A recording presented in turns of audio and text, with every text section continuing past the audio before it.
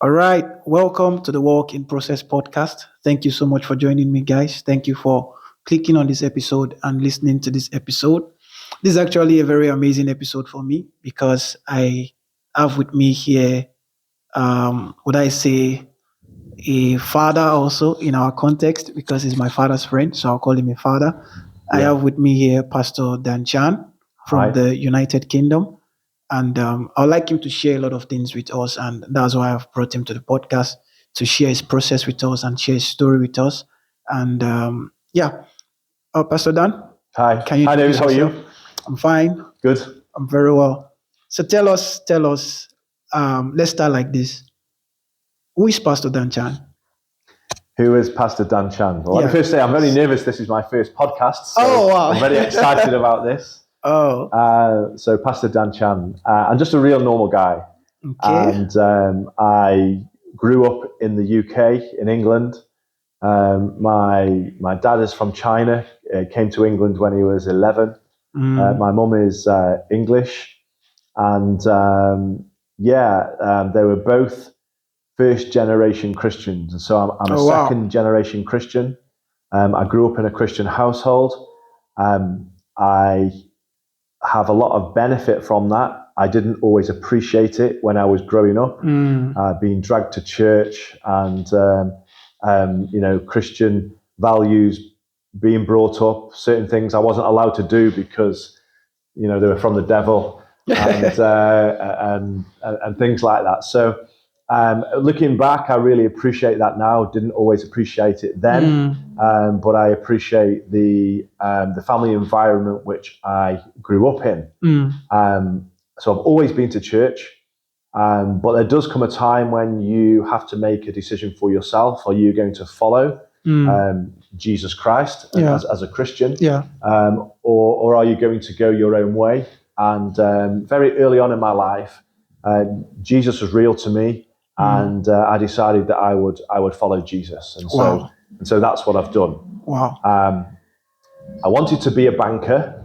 That was what I wanted to do growing up, and as I went through school, that was my aim. Through college, that was my aim. And God has been good to me. He's been faithful, and that's what I did. I left college. I got 2 jobs, and I got 2 places at university. Wow. I turned down both university places. And I went for a job with a bank in the UK called NatWest, and that was my first employment as an 18-year-old.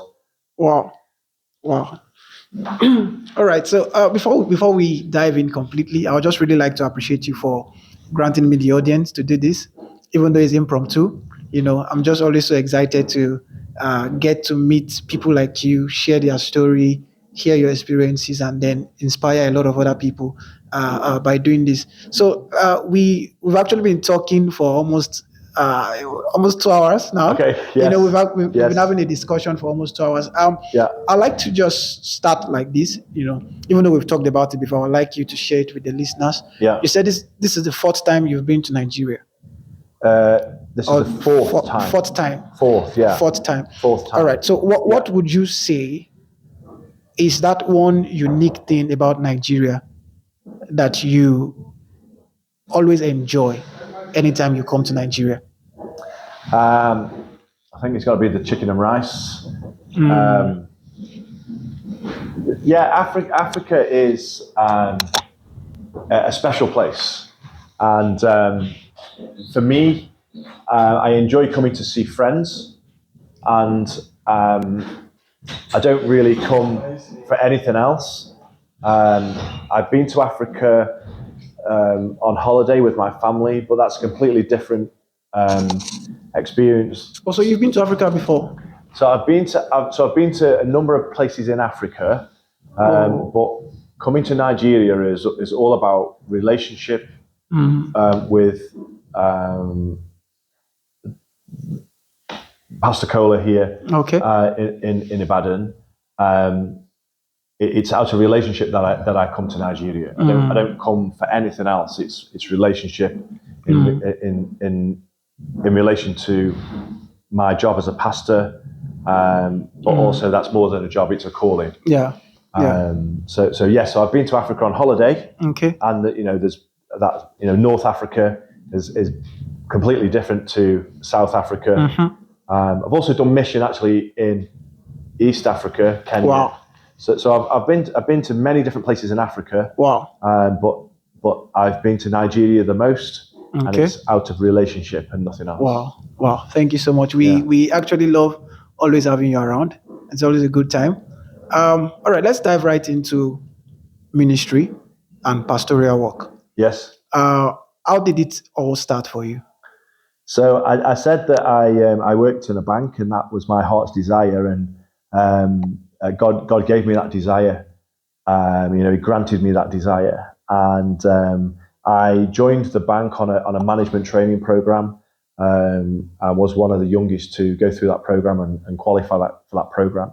And I remember one night, very distinctly, I was 18 months into that job. I'd just been promoted to the position that the management program promised me at the start.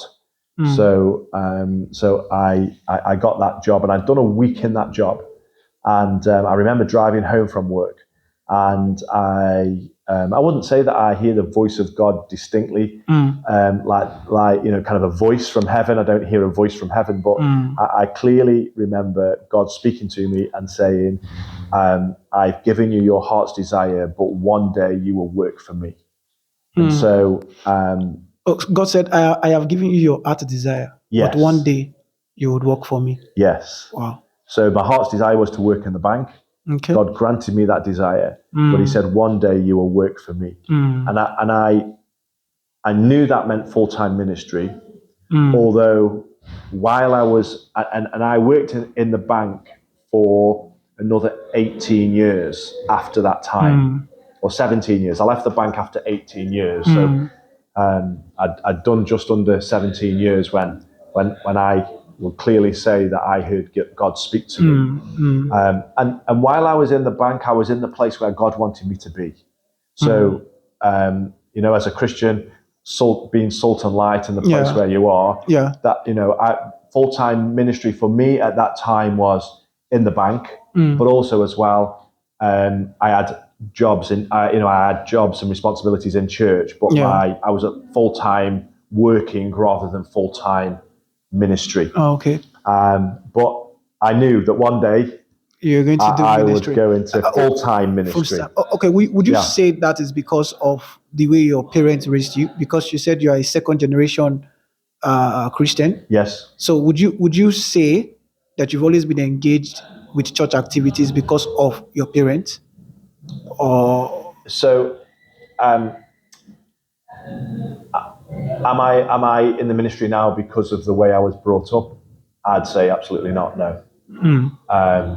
I'm in full-time ministry because I believe I heard God speak to me, and that was a calling for my life. My Christian background and my Christian upbringing has given me a solid foundation that would have sustained me through the rest of my life if I'd stayed in banking or I'd gone on to something else. That solid foundation, that Christian solid foundation was always going to be a part of my life, although the ministry side, full-time ministry, because in one sense, if you're a Christian, then you should always be on God's business wherever you are, whether you're full-time or not. But I do believe there is a calling in one sense for full-time ministry that I would advise anyone that has not had that calling to stay away from full-time ministry, because it's not something that you want to go into if you've not heard the call of God on your life for it. And if you'd said to me before I heard that voice, I had no desire to be a pastor. Wow. No desire whatsoever. Wow. It was like the last thing that I wanted to do. I was quite happy working in the bank, earning my money, paying my tithe, going to church, fully involved in church. Just being a church person. Being in church, 100% committed to church. But I was happy doing other things. And even when I knew that was the call on my life, I was happy that God hadn't said now. Mm. I was happy going along for those 18 years. I was, Yeah. doing well at work, getting Yeah. promoted, Yeah. loving work. For the Yeah. majority, there was a few times when I had difficulties at work, but on the whole, it was just an amazing time. But then when God said now, then I was willing to give it all up for going into full-time ministry. Wow, that's really amazing. During those period while you were working in the bank, Yeah. were there times whereby you felt like you were not fulfilling purpose there? And that's the next question I would like to ask you. I want us to talk about purpose and how you actually discovered that, okay, being a pastor and doing the work of God, which is ministry full time, Yeah. was the purpose of God for your life. Okay, so okay. I was quite happy working in the bank. So I always felt that was my purpose at that time. I wasn't rushing into full-time ministry because I was doing jobs in church anyway. I've worked, I wouldn't say through the ranks, but I've done lots of jobs in church. I've been the treasurer. Yeah. I've done youth ministry. I've done small groups. I've done different areas of church life, which looking back was all preparation for being the pastor and running the church. Yeah. But I've always been fully involved. So in one sense, while you're not full-time paid, doesn't mean that you can't be full-time involved. So the two things were different, really. I loved that time when I was in the bank and working and just waiting, but I didn't hold on to it tightly. So I wasn't striving for the next level. Yeah. And sometimes this is maybe different, whereby if you're not a Christian, you might not understand this, because when you're a Christian and you live your life, God gives you favor, and God takes you. God, there's people in the Bible where God promotes them. Yes. You don't have to strive in your own strength to get where you need to go. I was quite happy that God was sending me on that trajectory, and He was promoting me and He was putting me in positions. So wherever I was, I believe that God had put me in that position for that time. So I didn't feel that I had to strive out of my own strength, because it was a trust that come from God. But that only comes from having a personal relationship with Jesus Christ and that trust. If you're striving to be a better version of yourself, well, yeah, that's great. But the starting base for me was God, and God would elevate me. Yeah. So you said something. You said you can be full-time involved without being full-time paid. Yes. And so that basically is a summary of what was happening in your life during the times where you were working in the bank. Yes. So how do you think, how was it for you when you now had to leave your bank job? Like how was it for you, knowing fully well now it's full-time? Yes. And I'm no longer working in the bank. So how was that phase for you? How was that period of your life? So there was a phase where we were in church, and I was on the leadership team at church, so I was quite involved, although I was not full-time church. Okay. And we talked about succession, and succession isn't really talked about a lot in church, but we talked about succession in relation to my senior pastor.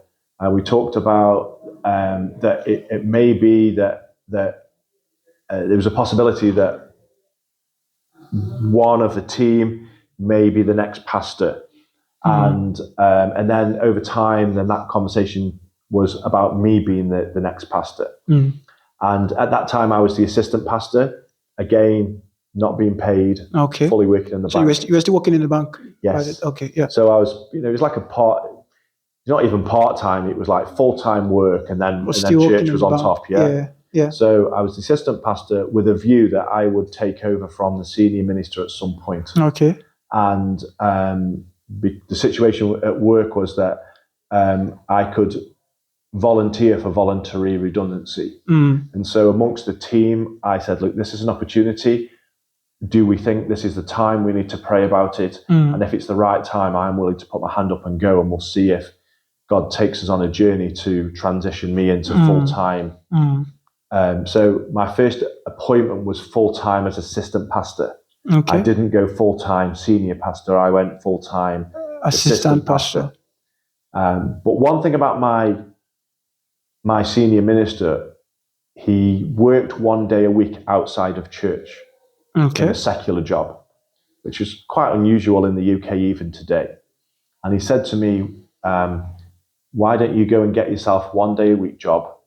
It'll help you to not be in a church bubble. You'll be, it helps financially as well. Okay. Yeah. Because it wasn't a career choice to leave the bank and go in full-time ministry. Not that God has ever let me fall short in any way whatsoever, and that's been another testimony. But he said to me, go and get yourself a one day a week job. And so I said, right, okay, I'm going to do that. And I was looking for a one day a week job, and it's quite difficult to get a one day a week job. Okay, so by this time you already accepted that you were going to be the one to take over from your senior pastor? Yes. Okay. Yes. So so I put my hand up at work to say I'm going to go for voluntary redundancy. Okay. And I started to look for one day a week job. I went to see an agency, a job agency, and these is actually run by two Christians. Okay. And when I told them I wanted one day a week job, they kind of laughed me out the office as if those things don't exist. Yeah. And but this is what I thought. Well, God knows. And interestingly, I went to see a client. Yeah. And they it was like a full directors meeting, and I did the bank meeting as I did normally, and then I left. I thought, well, that was a real strange meeting. It wasn't like any other meeting that I'd been to, and I was just driving home, and it crossed my mind. That felt like a job interview, really strange. Anyway, I didn't think much of it. Carried on, and then I went back 3 months later. And previously, it was like in a boardroom with like 6 directors around the table, all asking questions. This time, it was the managing director, the human resources or the people services manager, director, sorry, and he offered me a job. And I'm like, well, how do you know that I'm leaving the bank? First of all, that's like secret. Wow. He told me how he knew anyway. He shouldn't have known, but he knew. But anyway, that's a different story. And I said to him, I would love to come and work for your company, but I'm leaving the bank to go and run a church. I'm going to be a pastor, and I'm looking for one day a week job, and I'll work one day a week for you. And he said, yeah, okay, we'll do it. Wow. So we didn't talk about money.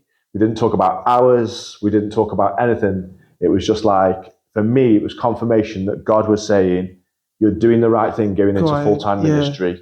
You tried to get a job on your own and you were told it was impossible. Yeah. And I've just dropped this in your lap. You know what he just like provided that one day a week job. I didn't have to do without anything. You working for it. No, he just like went, there you go, that's your one day a week job. And 14 years later, I still work one day a week for that company. Wow. And still doing the ministry full time for the rest. One day a week. Yeah. But that was 14 years. 14 years, yeah. Wow. But for me, that was God confirming to me that I was doing the right thing. I'd heard his voice. Yeah. And I was doing the right thing, yeah. Yeah. And I love working for that company, and hopefully that company loves me working for them. Wow. That's been God's favor. Really amazing story. Really amazing story. A brief side note, just for on a more lighter note. So you've been coming to Dominion Impact Church, yes, which is this ministry, yes, since I was a very young boy. Yes. Looking at me now, yes, what do you think has changed?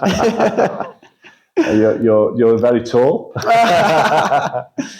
You've grown up a lot. I think the first time I came maybe was 2008, maybe, Wow.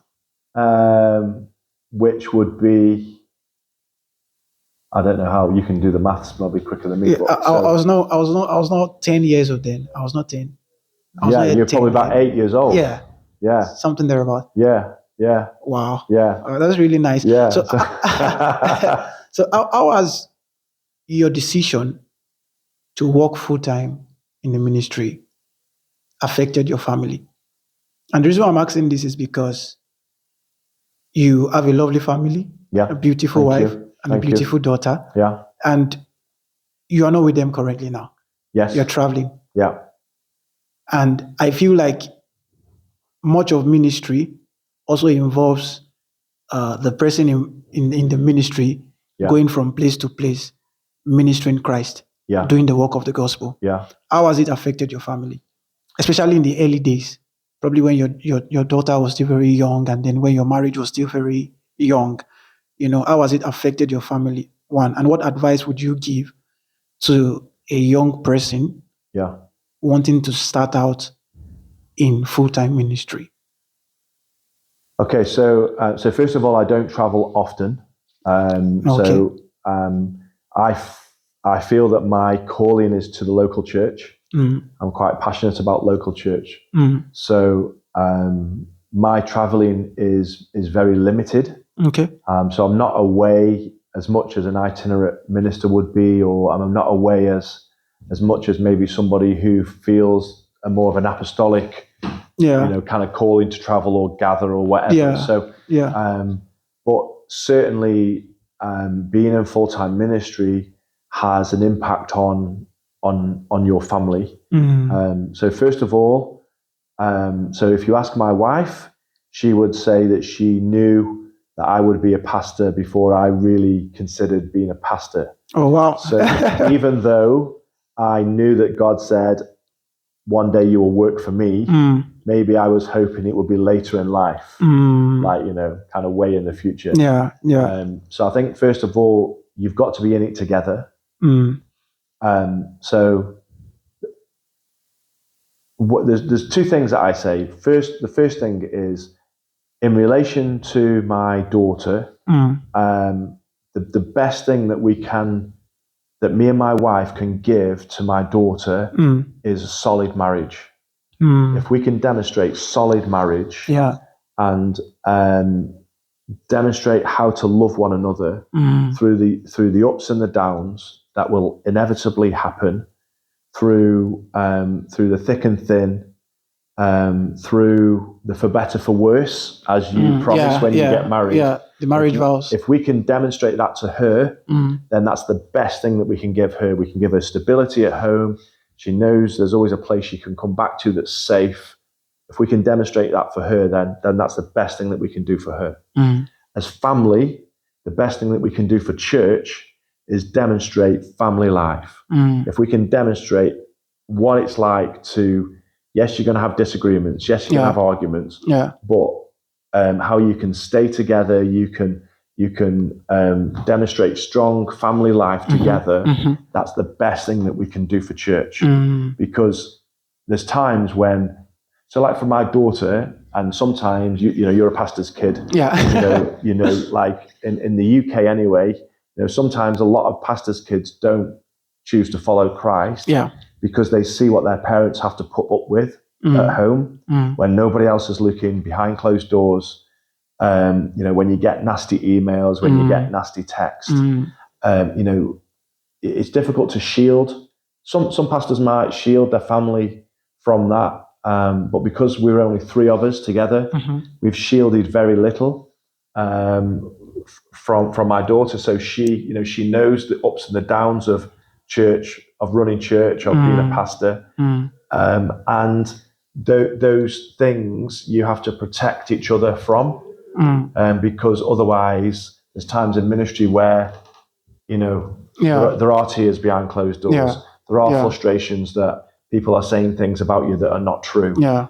There are things where you can't defend yourself and you just have to rely on God. Yeah. So, you have to be strong together Mm. in order to go through those times. Mm. And, unless you've been in the ministry, you don't really fully understand that. Yeah.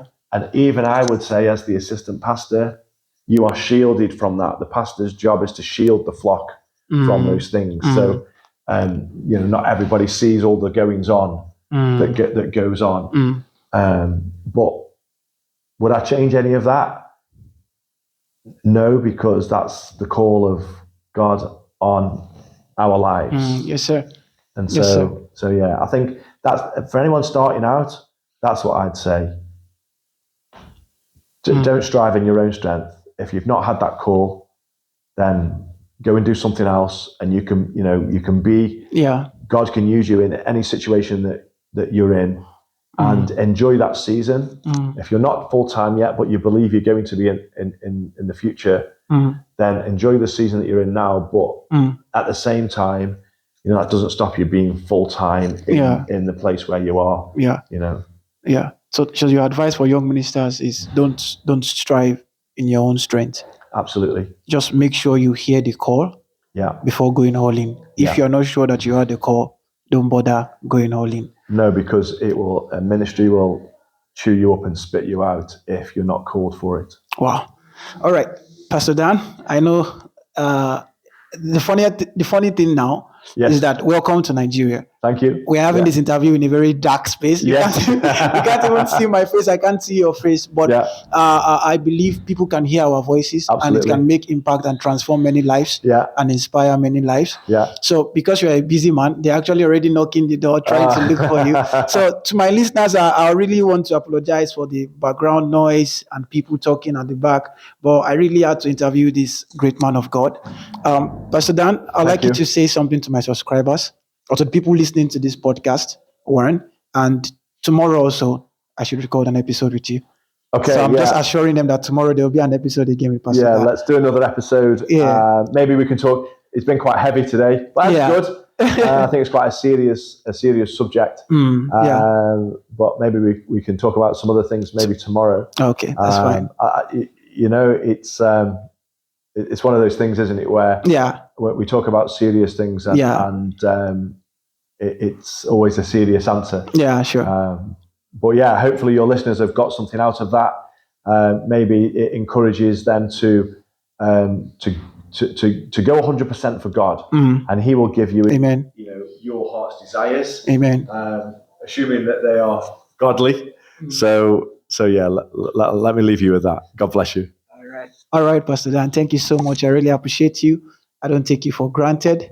Tomorrow we'll be having another episode. Okay. See you for now. Bye-bye. All right. Bye, guys. Thank you so much. I just gone. Yeah.